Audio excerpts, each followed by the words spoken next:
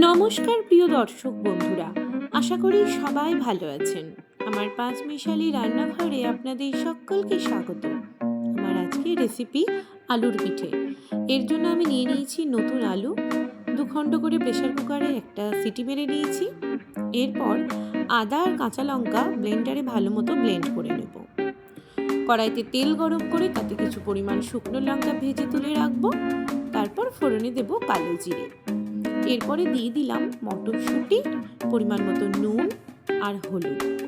এরপর যে সে আদা আর কাঁচা লঙ্কাটা বেটে রেখেছিলাম সেটা দিয়ে দিলাম। ভালো মতো মশলাটা কষতে থাকবো। অপরদিকে আলুটা আমার সেদ্ধ হয়ে গেছে, একটা ঝুড়িতে আমি জল ঝরিয়ে রেখে দিয়েছি আর শুকনো লঙ্কাটা একটু নুন দিয়ে ভালো মতো মেখে নিয়েছি।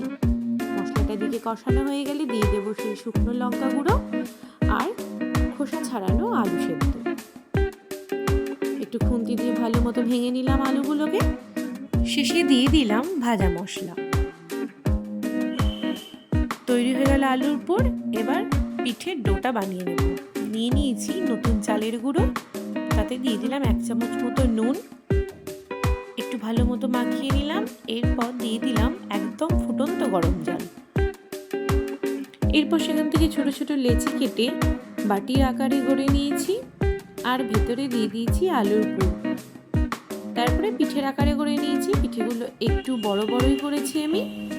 এরপর একটা পাত্রে জল ফুটতে দিয়েছি আর ওপরে একটা ফুটো ফুটো থালা দিয়ে নিয়েছি, তাতে একটু তেল মাখিয়ে পিঠেগুলো একে একে সাজিয়ে ঢাকা দিয়ে দিয়েছি।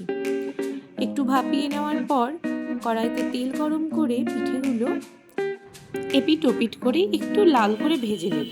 শেষে দিয়ে দিলাম নুন, ভাজা মশলা আর লঙ্কা গুঁড়ো, যাতে খেতে একটু বেশ ঝাল ঝাল হয়। ব্যাস, ভেজে নিয়ে তুলে নিলাম। তৈরি হয়ে গেল ঝাল ঝাল আলুর পিঠে। পিঠে তো বেশিরভাগই সব মিষ্টি হয়, এই পিঠেটা খেয়ে প্রত্যেকেরই কিন্তু ভালো লাগবে। নোনতা ঝাল ঝাল পিঠে বাড়িতে একবার হলেও বানিয়ে খেয়ে দেখবেন। সন্ধেবেলা চায়ের সাথেও খেতে ভালো লাগে। ভিডিওটি ভালো লাগলে লাইক, কমেন্ট, শেয়ার করতে একদম ভুলবেন না। আর অবশ্যই আমাদের চ্যানেলটিকে সাবস্ক্রাইব করে দেবেন। দেখা হচ্ছে পরের ভিডিওতে। ততদিন ভালো থাকবেন, সুস্থ থাকবেন। ধন্যবাদ।